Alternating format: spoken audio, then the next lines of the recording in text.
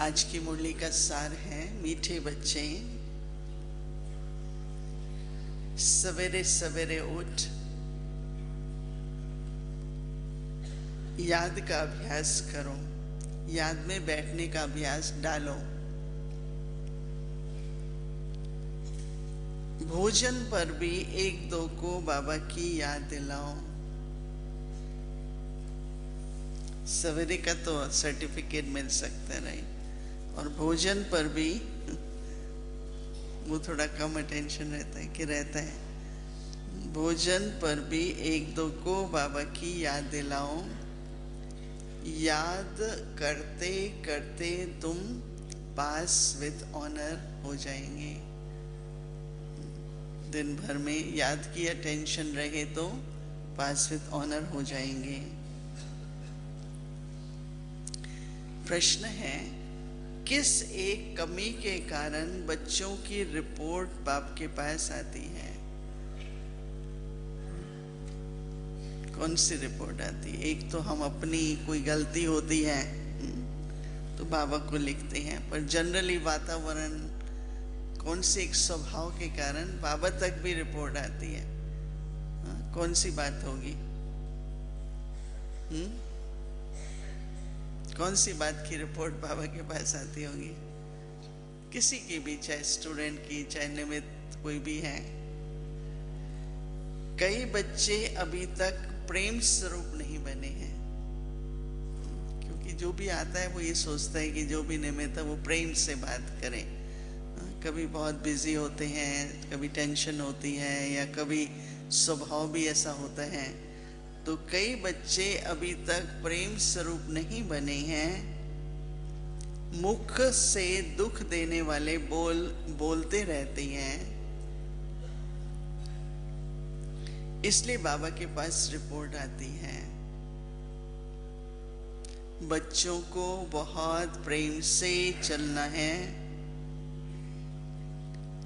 अगर स्वयं में ही कोई अवगुण रूपी भूत होगा, अवगुण रूपी भूत होगा, तो दूसरों का कैसे निकालेंगे? फिर कोई आके कहे मेरे में क्रोध है, मेरा स्वभाव ऐसा है, तो उसको कैसे हेल्प करेंगे? इसलिए देवताओं जैसा प्रेम स्वरूप बनना है, भूत निकाल देना है। आज की मुरली का गीत है, आखिर वह दिन आया आज। ओम शांति। बच्चे गरीब नवाज बाप को जान चुके हैं और बाबा की याद में ही बैठे रहते हैं। भल आंखों से किसको भी देखो, कर्म इंद्रियों से कर्म भी करें, परंतु गाया जाता है, हाथों से कर्म करते रहो और दिल माशूक तरफ लगाते रहो। हाथों से कर्म करते रहो, दिल माशूक तरफ लगाते रहो। तो ब्राह्मण कुलभूषण जानते हैं और उनसे ही बाप बात कर रहे हैं कि आधा कल्प तुमने बाप को याद किया। ड्रामानुसार अब तुमको बाबा की स्मृति आई है कि सृष्टि चक्र कैसे फिरता है। सारी दुनिया विस्मृति में है बाप की रचना को और बाप के पति से पावन बनाने, बाप की रचना को और बाप के पति से पावन बनाने व सर्व की सद्गति करने के कर्तव्य को कोई भी नहीं जानते। दो बातें, पतित एक रचना का ज्ञान, दूसरा पतित से पावन बनाने, सर्व की सद्गति करने के कर्तव्य को कोई भी नहीं जानते। बहुत ये प्रश्न चल रहा है ना, बाबा को कैसे प्रत्यक्ष करें, बाबा को प्रत्यक्ष कैसे करें? क्या अखबार में आ जाएगा तो बाबा प्रत्यक्ष हो जाएगा? प्रत्यक्ष कैसे होगा? तो आज कई बातें अगर आप देखें, ध्यान पर आती हैं कि किस बात से प्रसिद्ध होना है ना, कि एक तो रचना का ज्ञान नहीं है, वो हमारे पास है, और दूसरा पतित से पावन बनाने, क्योंकि पतित पावन बाप है, सर्व की सद्गति करने के कर्तव्य को कोई भी नहीं जानते, तो कर्तव्य को भी हम सिद्ध कर सकते हैं। तुम रचता और रचना के आदि मध्य अंत को जानते हो। तुमको स्मृति आई है, क्या स्मृति आई है कि सृष्टि चक्र कैसे फिरता है, हम 84 का चक्कर कैसे लगाते हैं। तो जिन्होंने सतयुग से लेकर कलयुग के अंत तक पाठ बजाया है, वही अभी भी बजाएंगे। इन सब बातों का ज्ञान बच्चों के पास है। तो बाबा कहते हैं सतयुग से लेके कलयुग तक जन्म लेते नीचे उतरते आए हैं। अब कलयुग अंत में तुम्हारी है चढ़ती कला। ये भी अगर पता रहे, ये बहुत इंपॉर्टेंट पॉइंट्स हैं, जैसे मेन कि चढ़ती कला है संग। अब कलयुग अंत में तुम्हारी चढ़ती कला है। कहते भी हैं कि चढ़ती कला तेरे भाने सर्व का भला। कितनी अच्छी कहावत है। तो तुमको सारी स्मृति आ गई है, इसको कहा जाता है स्मृति लब्धा नष्टो मोह, कि ये स्मृति आ जाती है तो मोह नष्ट हो जाता है। अब ये स्मृति किसके द्वारा आई है?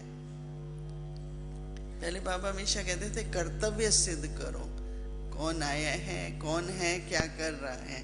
तो हजारी मुरली बाबा कहते हैं अच्छा स्मृति आई, किस द्वारा स्मृति आई है? तो कहेंगे ना कि बाप के द्वारा।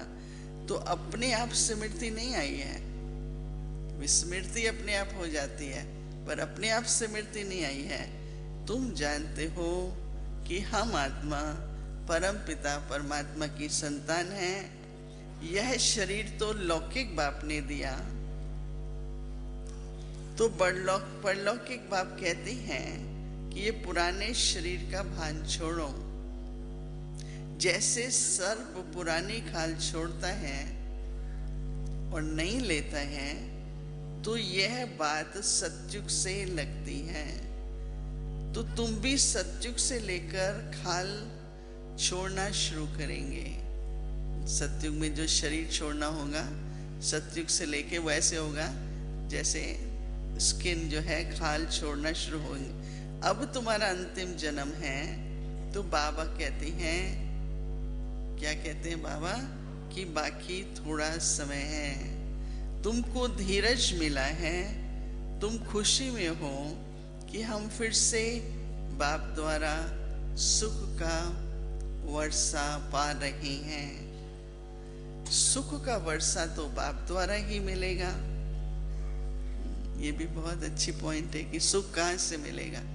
सुख का वर्षा भी बाप के द्वारा ही मिलेगा। कुछ अच्छी अच्छी ऐसी बातें निकाल के ज़्यादा बोलें, ज़्यादा जब भाषण करते हैं, परिचय देते हैं, तो उससे ही तो फिर बाप प्रत्यक्ष होगा ना। तो सुख का वर्षा तो बाप के द्वारा मिलेगा।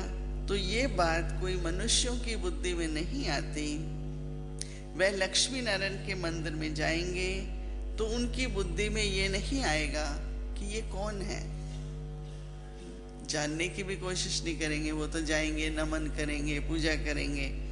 ये तो भक्ति मार्ग में हाथ जोड़कर उनको भी कहते रहते हैं, तुम माता पिता बालक तेरे। शिव बाबा तो सबसे बड़ा ठहरा। तो शिव बाबा भगवान भी है, क्योंकि नए दैवी बगीचे का कलम लगाते हैं। तो खुद माली भी है, मालिक भी है, भगवान माली भी है, और हाथ पकड़कर साथ भी ले जाते हैं। मालिक भी है, भगवान भी है, माली भी है, और साथ पकड़ के भी ले जाते हैं, हाथ पकड़ के। तो बाबा माली हो गया, बाबा भगवान है, और खिवैया कैसी है ये तुम बच्चे ही जानते हो।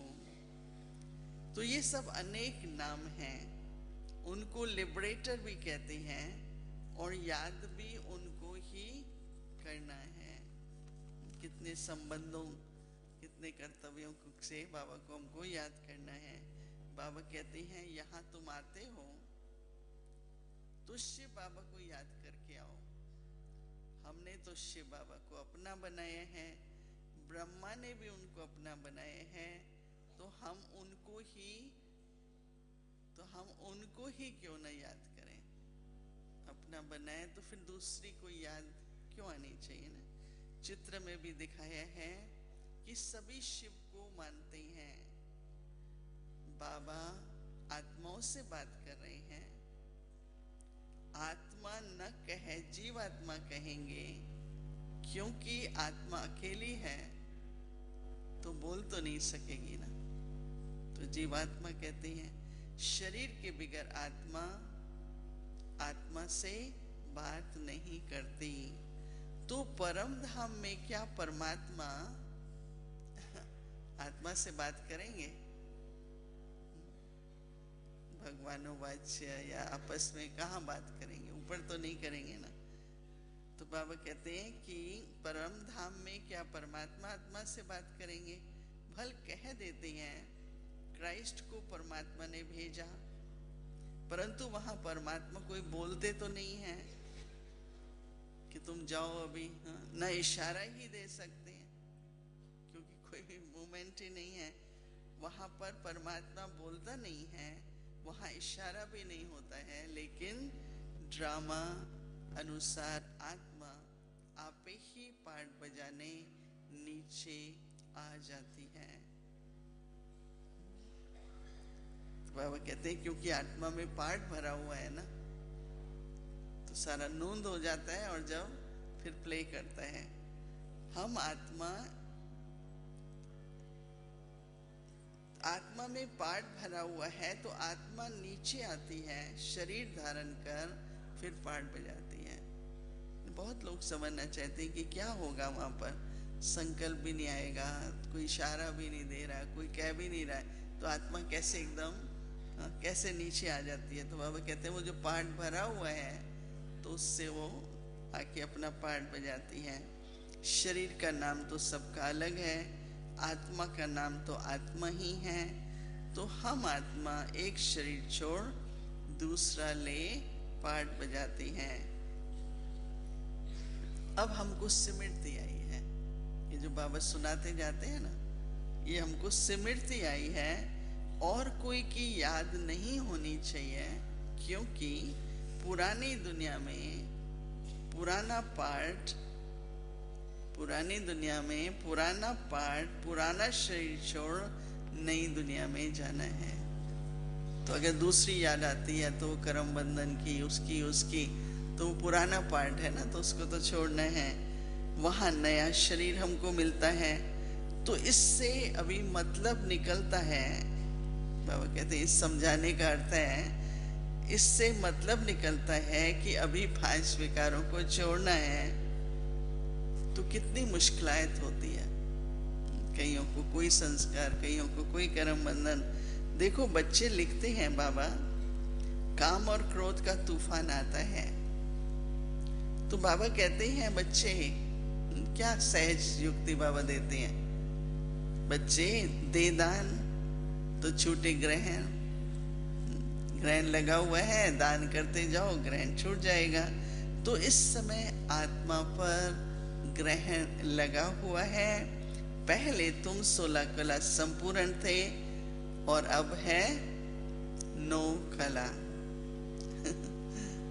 जैसे चंद्रमा की भी पूर्णमासी के बाद धीरे धीरे कला कम होती जाती है और अंत में जरा सी लकीर रह जाती है। तो तुम्हारी भी अभी वही अवस्था है। तो बाबा कहते हैं दे दान तो छूटे ग्रहण। अगर विकारों का दान देकर फिर वापस लिया तो क्या होगा, ऊंच पद नहीं पा सकेंगे। जैसे दादी जी थी, ब्रह्मा बाबा हैं, दान कर दिया, फिर वापस लिया तो ऊंच पद नहीं पाएंगे। यहाँ तो विकारों की ही बात है, कोई पैसे की बात नहीं है। हरिश्चंद्र का मिसाल है कि धन दान में देकर वापस नहीं लेना चाहिए। वास्तव में ये है विकारों, वास्तव में है विकारों की बात कि विकार दान में देकर वापस नहीं लेने चाहिए। दिल अंदर देखते रहो, क्या हमारी दिल बाबा से लगी हुई है? कहीं भी आत्मा प्रति, वस्तु प्रति, परिस्थिति की तरफ बुद्धि दिल जाने नहीं चाहिए। तो बाबा कहते हैं जिससे हमारा जन्म जन्मांतर का ग्रहण छूटा है, दिल अंदर देखते रहो कि हमारी दिल बाबा से लगी हुई है, जिससे हमारा जन्म जन्मांतर का ग्रहण छूटा है। समय तो लगता है ना, एकदम तो नहीं छूटता। जो कर्म भोग रहा हुआ है, ये अंडरलाइन करने की बात है, जो कर्म भोग रहा हुआ है उसकी निशानी है बीमारी। और जो तूफान आते हैं उसका कारण है कर्म भोग रहा हुआ है तो बीमारी आती है। तूफान आते हैं, इसका कारण क्या है कि पूरा योग नहीं है। दो ही बातें आती है ना, एक शारीरिक रूप से आती है या आंतरिक रूप से आती है। तो आंतरिक रूप के तूफान आते हैं क्योंकि योग नहीं है। बाबा कहते हैं और संग तोड़ मुझ एक संग जोड़ो। योग की डेफिनेशन भी कहीं बुद्धि ना हो, दिल कहीं नहीं लगी हुई हो, एक संग रहे। और सत्संगों में माशुक्त को जानते नहीं, ये भी नहीं जानते कि 84 जन्मों का अविनाशी पार्ट नूंदा हुआ है। पहले हमारी बुद्धि में भी नहीं था, तो औरों की बुद्धि में फिर कैसे होगा? जो हम देवता घराने के थे वही नहीं जानते थे